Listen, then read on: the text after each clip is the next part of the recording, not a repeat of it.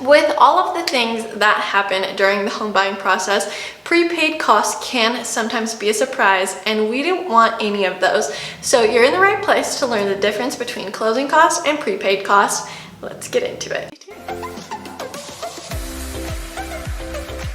Hi, my name is Casey Gray, realtor, broker associate, and a mom who loves helping families find their dream homes. Today we're going to talk about the difference between closing costs and prepaid costs. Your closing costs are your standard fees that come with buying a house.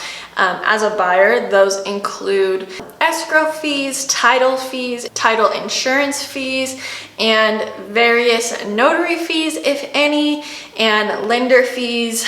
You don't pay for your realtor typically.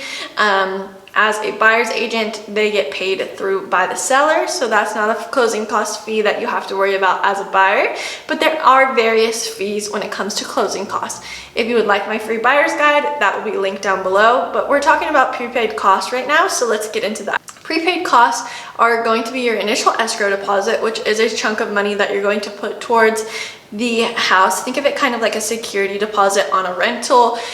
You give them a chunk of money. If you uphold your end of the bargain, that money goes towards your down payment. If for some reason you decide to back out while you still have contingencies or reasons to, you get that refunded to you. And if you go through with it, it goes towards your down payment. So that is a prepaid cost.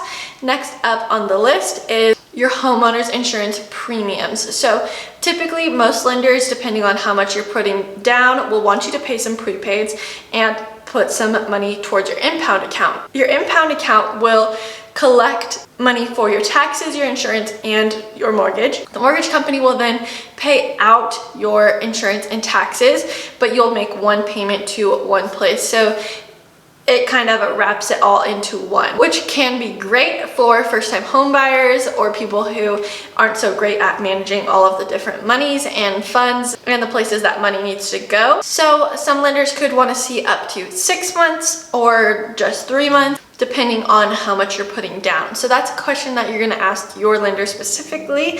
But 6 months of prepaid insurance could be quite an expense for most people. So that's some money you're going to make sure you have in mind when it comes to your prepaids. Next up is real estate property taxes. So like I said, your lender is going to take the money from your payments and pay out those taxes and those insurance, but this impound account will hold the extra funds. So if you don't make the payment, they can still pay towards property taxes, or if for some reason your property tax bill is more than you had expected, they can pay towards those. So that's a fee that you're going to want to expect. Again, you'll want to talk to your lender, but it should be around 6 months of property taxes. And then mortgage interest. So depending on the lender, the type of loan, and what you are, if you're buying down your rate, you could be paying towards your mortgage interest. So these are all the prepaid costs that are separate from closing costs, but kind of all wrapped in the same bubble.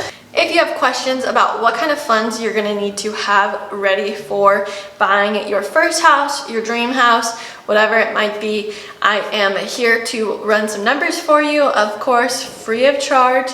I want you to be aware of what that looks like, what the process looks like, and how I can help you. So thanks so much for watching. I will see you in the next video.